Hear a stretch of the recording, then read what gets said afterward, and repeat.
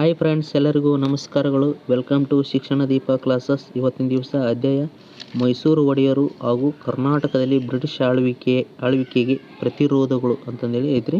ಇದ್ರಾಗ ಈ ಪಡೆದಾಗ 1 ಅಂಕದ್ದು ಒಂದು ಬರುತ್ತೆ ರೀ, ಒಂದು ಪ್ರಶ್ನೆ ಬರುತ್ತೆ ರೀ, 4 ಅಂಕದ್ದು ಒಂದು ಪ್ರಶ್ನೆ ರೀ, ಹೌದಾ ರೀ. ಟೋಟಲು ಈ ಪಡೆದಾಗ 5 ಅಂಕಗಳು ಬರ್ತವೆ ರೀ. ಇದು ಮೋಸ್ಟ್ ಇಂಪಾರ್ಟೆಂಟ್ ಪ್ರಶ್ನೆ ರೀ ಆಗಿರ್ತವೆ ರೀ. ಯಾರ್ಯಾರು ಹಿಂದಿನ ಕ್ಲಾಸ್ ವೀಡಿಯೋಗಳನ್ನು ಯಾರ್ಯಾರು ನೋಡಿಲ್ಲ ಅವನ್ನೆಲ್ಲ ನೋಡ್ಕೇರಿ, ಮತ್ತು ಇವತ್ತಿನ ಕ್ಲಾಸನ್ನು ವೀಡಿಯೋ ನೋಡಿರಿ. ಆದಷ್ಟು ಬೇಗ ಯಾರ್ಯಾರು ನಿಮ್ಮ ಫ್ರೆಂಡ್ಸ್ ಇದ್ದರೆ ಶೇರ್ ಮಾಡಿರಿ, ಹೌದಾ ರೀ. ಅದೇ ರೀತಿಯಾಗಿ 1ನೇ ಪ್ರಶ್ನೆ ನೋಡಿರಿ. ಮಾದರಿ ಪ್ರಶ್ನೆ ಪತ್ರಿಕೆ 1. ಮೈಸೂರು ಸಂಸ್ಥಾನದ ರಾಜಗೀತೆ ಕಾಯೋ ಶ್ರೀ ಗೌರಿಯನ್ನು ರಚಿಸಿದವರು ಯಾರಂತ ಕೊಟ್ರಂದ್ರೆ ಇದಕ್ಕೆ ಯಾವ್ದು ರೀ, ಬಸಪ್ಪ ಶಾಸ್ತ್ರಿ ಅವರು, ಹೌದಾ.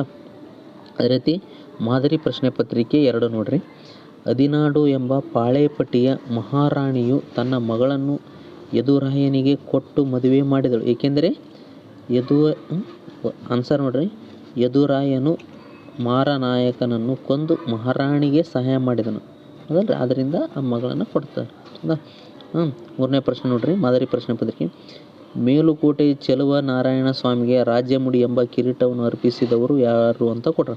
ಇದಕ್ಕೆ ಸರಿಯಾದ ಉತ್ತರ ಯಾವ್ದು ರೀ, ರಾಜ್ಯ ಒಡೆಯರು. ಇದಕ್ಕೆ ಸರಿಯಾದ ಉತ್ತರ ಆಗುತ್ತೆ ರೀ, ಹೌದಾ. ಅದೇ ರೀತಿ ಮಾದರಿ ಪ್ರಶ್ನೆ ಪತ್ರಿಕೆ 4 ನೋಡ್ರಿ. ಹದಿನಾಡು ಎಂಬ ಪಾಳೆಗಾರರ ಮಹಾರಾಣಿಯು ತನ್ನ ಮಗಳನ್ನು ಯದುರಾಯನಿಗೆ ಕೊಟ್ಟು ಮದುವೆ ಮಾಡಿದ ಯಾರು ಅಂತಂದರೆ ಇದಾಗಲೇ ಇದು ಮಾದರಿ ಪ್ರಶ್ನೆ 2ದಾಗ ಬಂದೈತ್ರಿ.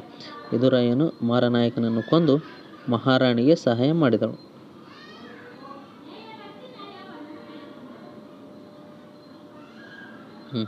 ಅದೇ ರೀತಿ ನೋಡ್ರಿ,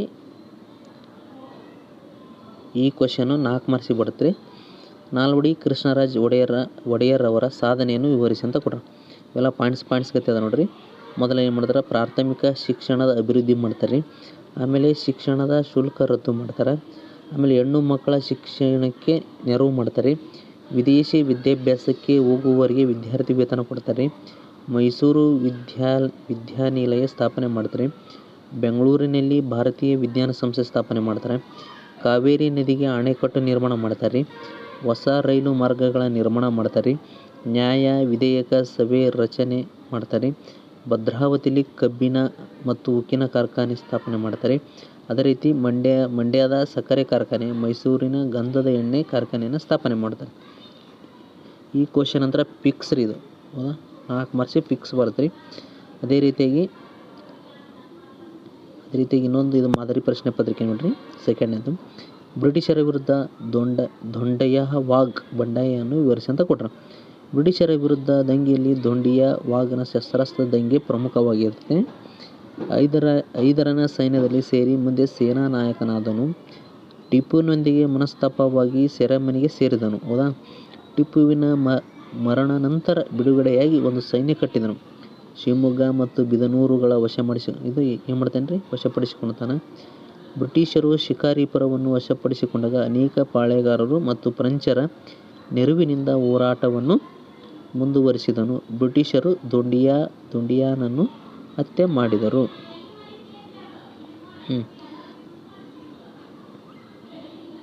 ಅದೇ ರೀತಿಯಾಗಿ ಇದು ನೋಡ್ರಿ, 1ನೇ ಮಾದರಿ ಪ್ರಶ್ನೆ ಬಂದಿದ್ದು 3ನೇ ಮಾದರಿ ಪ್ರಶ್ನೆ ಪತ್ರಿಕೆ ಬಂದೈತ್ರಿ.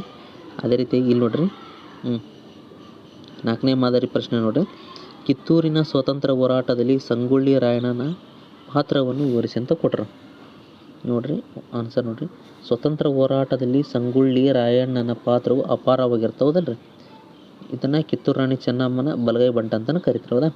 ಕಿತ್ತೂರಿನ ಯುದ್ಧದಲ್ಲಿ ಸೆರೆಯಾಗಿ ನಂತರ ಬಿಡುಗಡೆಯಾದನು. ನೆಕ್ಸ್ಟ್ ಪಾಯಿಂಟ್ ನೋಡ್ರಿ, ಬ್ರಿಟಿಷರ ವಿರುದ್ಧ ಸೈನಿಕರನ್ನು ಸಂಘಟಿಸಿದನು. ಗುಪ್ತ ಸಭೆ ನಡೆಸಿ ಮುಂದೆ ಯೋಜನೆಗಳನ್ನು ರೂಪಿಸಿದರು. ತಾಲೂಕು ಕಚೇರಿ ಖಜಾನೆ ಲೂಟಿ ಮಾಡಿದನು. ಬ್ರಿಟಿಷರು ರಾಯಣ್ಣನನ್ನು ಬಂಧಿಸಲು ಸಂಚು ರೂಪಿಸಿ ದೇಸಾಯಿಗಳನ್ನು ಪ್ರಚೋದಿಸಿದನು. ರಾಯಣ್ಣನನ್ನು ಬಂಧಿಸಿ ಗಲ್ಲಿಗೇರಿಸಲಾಗಿತ್ತು. ಇವು 4 ಅದಲ್ರಿ ಮೋಸ್ಟ್ ಇಂಪಾರ್ಟೆಂಟ್ ಪ್ರಶ್ನೆಗಳಾಗಿರ್ತವೆ. ಅದೇ ರೀತಿ 1 ಅಂಕದ ಪ್ರಶ್ನೆಗಳನ್ನು ಮೋಸ್ಟ್ ಇಂಪಾರ್ಟೆಂಟ್ ಆಗಿರ್ತವೆ. ಇವು ಅಧ್ಯಾಯ ಮೈಸೂರು ಒಡೆಯರು ಮತ್ತು ಕರ್ನಾಟಕದಲ್ಲಿ ಬ್ರಿಟಿಷ್ ಆಳ್ವಿಕೆಯ ಪ್ರತಿರೋಧಗಳು. ಇದು ಈ ಪಾಠದ ಮೇಲೆ ಟೋಟಲ್ 5 ಅಂಕಗಳು ಬರ್ತವೆ. ಇವು ಮೋಸ್ಟ್ ಇಂಪಾರ್ಟೆಂಟ್ ಪ್ರಶ್ನೆಗಳಾಗಿರ್ತವೆ. ನಾನು ಹಿಂದಿನ ಕ್ಲಾಸ್ ವೀಡಿಯೋದಲ್ಲಿ ಕೂಡ ಇವನ್ನೆಲ್ಲ ಮಾಡೀನಿ ರೀ, ಆ ವಿಡಿಯೋಗಳನ್ನು ನೋಡಿರಿ. ಇವೆಲ್ಲ ಎಕ್ಸಾಮಿಗೆ ಮೋಸ್ಟ್ ಇಂಪಾರ್ಟೆಂಟ್ ಪ್ರಶ್ನೆಗಳಾಗಿರ್ತವೆ ರೀ.